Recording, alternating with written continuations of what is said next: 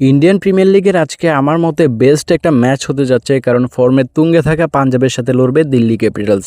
দিল্লিও কিন্তু এবার আইপিএলটা ভালো খেলতেছে, আপনি যদি দেখেন অন্য অন্য টিমগুলোর তুলনায় ভালোই। তবে পাঞ্জাব থেকে পিছিয়ে থাকবে।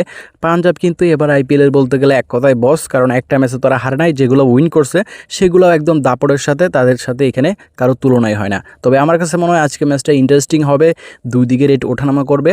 আর আজকের ম্যাচের বিশেষত্ব হচ্ছে যেই মাঠে ম্যাচ হবে ওই মাঠে কিন্তু পরে ব্যাট জয়লাভ বেশি করে। তো যেই আজকে পরে ব্যাট করবে তাদের কিন্তু উইন চান্স অনেকটাই বেড়ে যাবে আজকের এই ম্যাচে। তার পাশাপাশি এখানে কিন্তু রানটা প্রচুর হয়।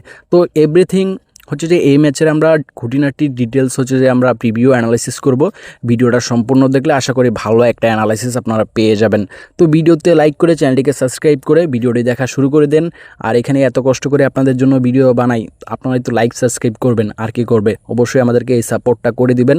তো চলুন প্রথমে আজকের ম্যাচের আমরা হচ্ছে যে মাঠ দিয়ে শুরু করি গুরুত্বপূর্ণ অ্যানালাইসিসটি। দেখতে পারবো অরুণ জেটলি স্টেডিয়াম দিল্লিতে আজকের ম্যাচটি হবে।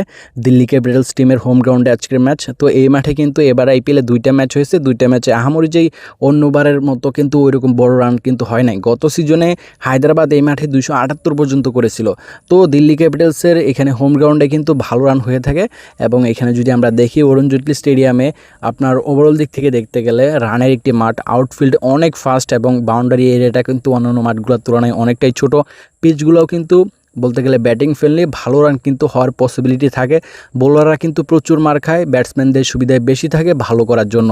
তো রানের একটি মাঠ, আশা করতেছি আজকে ভালো একটা রান হবে যে টিমে আগে ব্যাটিং করুক। তবে এখানে পাঞ্জাব আগে ব্যাটিং করলে রানটা কিন্তু দিল্লির তুলনায় অনেকটা আমরা বেশি ভালো দেখতে পারবো। তো এখানে দেখতে পারবো রিসেন্টলি একটা ম্যাচে 210 রান হয়েছে, তার আগে ম্যাচটার মধ্যে 162, তার আগে ম্যাচটার মধ্যে 278। তো এইখানে কিন্তু একটা ম্যাচে একটু কম, দুইটা ম্যাচে রান বেশি হয়েছে। তো রিসেন্টলি ম্যাচ দেখে লাভ নাই, এই মাঠ সম্পর্কে সম্পূর্ণ ধারণাই আমার আছে। রানের একটি মাঠ, প্রচুর কিন্তু রান হয়, যেই টিমে এই মাঠে রান করতে পারে না সেই টিমের ব্যর্থতা। ভিডিও শুরুতেই যেটা বলছিলাম, এই মাঠে কিন্তু পরে ব্যাটের জয়ের চান্স অনেক বেশি থাকে। তো সেহেতু যে কোনো টিম চাইবে টস উইন করে বল নিতে, আর প্রথম ব্যাট যে উইন করবে না এরকম কিন্তু না। প্রথম ব্যাট দেখা যায় এখানে বড় একটা স্কোর যদি দাঁড় করাতে পারে, প্রথম ব্যাটিং করে হাই স্কোরিং, তাহলে কিন্তু সেকেন্ড ব্যাটের জন্য মুশকিল হয়ে যাবে। তবে এখানে পরে ব্যাটের জয়ের চান্সে কিন্তু এই মাঠে বেশি, রেকর্ড কিন্তু পরে ব্যাটের ভালো।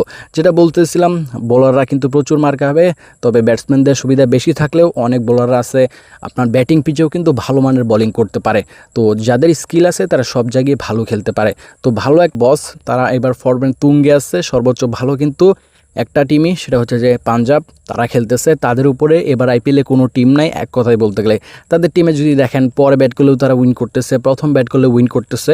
তাদের টিমে যে কম্বিনেশন বোলিং, ব্যাটিং এবং হচ্ছে যে এখানে ফিল্ডিং, ক্যাপ্টেন্সি সব কিছুই একদম কিন্তু পারফেক্ট, সুপার ডুপার। তো এখানে যদি আমরা দেখি পাঞ্জাব কিন্তু আজকের ম্যাচে দিল্লি থেকে অনেকটাই পারফরমেন্সের দিক থেকে এগিয়ে থাকবে।